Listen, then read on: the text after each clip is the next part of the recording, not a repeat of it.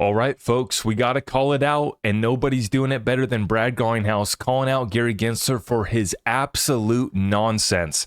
Let's get right on into it, folks. Quick update for you, focused on cryptocurrency. I appreciate you guys for stopping by, and you already know the deal. Everything is at my website, zachrector.com.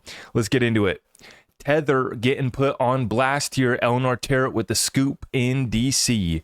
Consumer advocacy group Consumer First is bringing its scrutiny of Tether to Washington, D.C., blanketing House and Senate offices with flyers detailing what it claims is the company's massive fraud risk, terrorist financing, and ties to China. This is pics from the Hill. Uh-oh, what do we have here? Hanging up on Chip Roy's door. We got Tether. Look at that. Putting it on blast. Meanwhile, we see that Ripple is getting ready to launch that stablecoin, the real US dollar. Now, Gary Gensler just made an appearance on Bloomberg, and this one had everybody going crazy. SEC Chair Gary Gensler says the process to spot Ethereum ETF approval is going smoothly. Now, I wanted to comment. I was listening to Tony Edwards' Thinking Crypto show because he had our good friend Fred Rispoli on. And Fred giving us the legal update. Really appreciate that. He actually threw out the prediction that the Ripple settlement, or not settlement, but the lawsuit is only going to be about a $25 million penalty or less. He doesn't think that there's going to be any disgorgement. And the main thing that we're waiting to see in the SEC versus Ripple case is what sort of injunction gets put on Ripple. Can they no longer do institutional sales going forward at all? That's going to be the big what if, what gets determined here at this end of the lawsuit. Now, a lawsuit that's just gotten started and is continuing, and the reason why I'm bringing this up is because Fred Rispoli also filed the lawsuit against the SEC for clarity on Ethereum. And originally, the judge granted a motion to dismiss for the SEC, basically saying that the SEC felt like they weren't compelled, they didn't need to give Fred and Fred's firm an answer on Ethereum. Well, Fred is appealing that case. That's ongoing, but he said that the consensus lawsuit that they filed in Texas is very similar. So even though the spot Ethereum ETFs are going smoothly, that's just according to Gary Gensler, which in of itself really means nothing, considering the fact that he won't come out on television, make a public appearance saying whether or not Ethereum is a security or not, right? He just simply won't answer that question. But he's saying that the process is going smoothly. Meanwhile, it's only kind of half approved right now, right? And so we're waiting for this to get approved. Meanwhile, we get this letter to consensus that the investigation into E2.0 is over. They're not going to file a lawsuit. But really, it was just a one-paragraph letter that, as Fred, explained, it just doesn't mean anything. It really just doesn't mean much at all. The scope of that quote-unquote investigation, yeah, okay, that's over, no lawsuit, but it doesn't mean that they're not still investigating other parts of Ethereum, the foundation, consensus, MetaMask, and what have you. And so consensus has said that their lawsuit's going to continue going forward. And so right now, we're watching the same, dog and pony show here, where Gary Gensler comes on out, acts like everything's fine, everything's going smooth. But meanwhile, the lawsuits continue and nobody has clarity, up until now. And he's starting to get pressed on it. And you can start to see Gary Gensler losing it. Now, 24 Hours Crypto had clipped up this one. He says, you can tell Gary is losing it. His days are numbered. Guys, stop giggling. Take me seriously. Let's listen in on Gary Gensler here, having a little bit of a meltdown. Our securities laws. The reason why I say this and you giggle, but this is a serious thing. These are a lot of folks that are not living within our securities laws. The reason why I say. And, the thing about it is that it's not a matter of living within the securities laws. It's you trying to expand your jurisdiction outside of the laws as, have been shown here. And to reiterate the point here, this tweet from Stuart Alderati says it perfectly. SEC Gary Gensler on his agenda, quote, if the courts adjust, we adjust. Stuart gives a little note to Gary. The courts aren't adjusting. They are finding that you are breaking the law by exceeding your statutory authority. And that's the point that I'm saying. Stuart says it a little bit better than me, right? And that's exactly it. It's not that things are going smoothly. It's not that if the courts adjust, you adjust. It's not that folks aren't living within the securities laws. We're trying to comply with the laws on the books. We're dealing with an asset that we don't believe is a security. We're not selling it as marketed as a security, right? There is no investment contract, and yet you're still trying to call XRP a security. You're still trying to call all cryptos a security. You're still trying to call stablecoins a security. And so, as I titled this episode, Absolute Nonsense, Brad Garlinghouse calling out Gary Gensler, and this is what he has to say. Absolute nonsense coming from Gary Gensler today, in this slander about all crypto execs going to jail from the man who completely missed FTX and actually cozied up to Sam Bankman-Fried.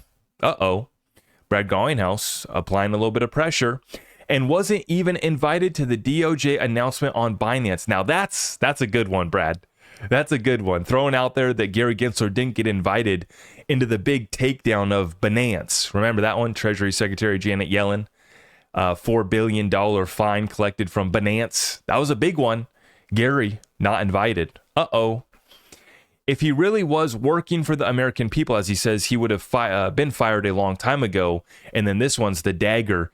Gensler will cause Biden to lose the election. This is from Brad Garlinghouse.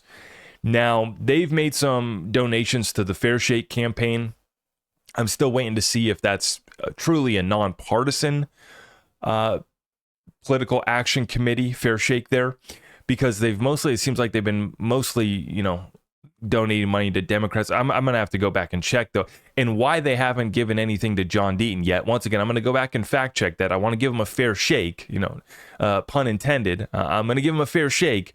But, part of this with Brad Garlinghouse, Stuart Alderati, is the fact that they've been able to actually defeat the SEC in court, and now they can still be here calling it like it is with 100% certainty that that digital asset that they've focused on, that is the heartbeat of Ripple, XRP, is not in and of itself a security. And this is a position that I love for us to be in as we continue in through this bull run. Ripple set to launch the stablecoin, and then obviously XRP on-demand liquidity growth growing. We're waiting for it to get fired up in the US. Something I'm going to be talking about in a separate video is actually responding to Monica Long's most recent interview, where she talks about the stablecoin and how in some instances XRP isn't needed. And so a lot of folks wondering, what the heck is this about? President of Ripple saying the XRP is not needed. What's going on here? It's mostly in regards to highly liquid corridors like US dollar to euro. That's already highly liquid. There is no friction. Folks aren't having to pay a 10% cross-border transaction fee to go US dollar to euro because it's very liquid. Those corridors are very well established. But when you want to go from, some random, countries and corridors where it's not built up liquidity, that's where XRP steps in, and specifically to their business is going to step in. But I'm going to talk more about that in a separate video because that's going to be an important thing to break down. I wanted to share with you guys this one. Ripple partner Axiology DLT has been approved for the digital euro testing program as a market wholesale DLT operator running on the XRP ledger. Most of the big banks with their own platforms are taking part. Ripple partner HSBC, JP Morgan, Goldman Sachs, and UBS, etc.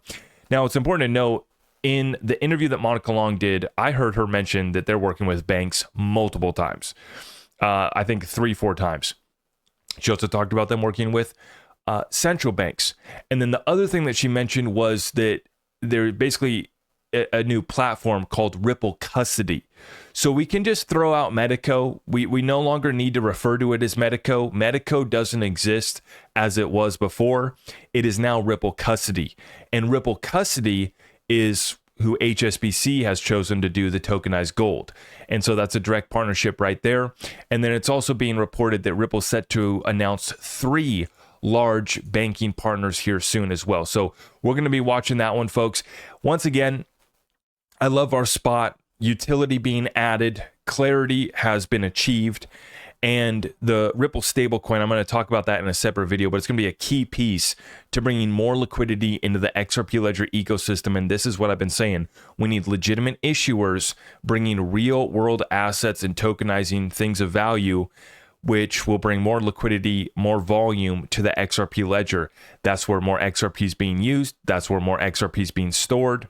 And this is what we want to see, that overall, the end goal of the XRP price action go up, right? So perfect setup right now. Market's been down over the last 24 hours. We'll continue to watch that. A lot more economic data coming out. So make sure you guys stay tuned in, tapped in with us here. Subscribe, hit that notification bell so you don't miss any of our updates. And if you appreciate what we're doing, you can support our episodes, support our content. Sorry, losing my words there. If you could just tap that thumbs up for me, I'd greatly appreciate that. And everything else is over at my website, zachrector.com. And we're going to be watching. I'm going to leave you guys with this question. Let me know in the comments down below who's going to win this debate. I mean, that's kind of a silly question. Let me know what you think is going to happen in this debate as far as crypto goes. I definitely think that crypto is going to be mentioned. Let me know what you guys think in the comments down below. I'm going to be watching the election tonight. It's going to be a very interesting one, to say the least, as I continue to pray for our country. I'll see you guys in the next one. I'm out of here. God bless. I am your host, Zach Rector. I really appreciate all of the love and support. If you want to support the channel, just remember that you can start by smashing that thumbs up for me, sharing this content far and wide, and everything else is at my website.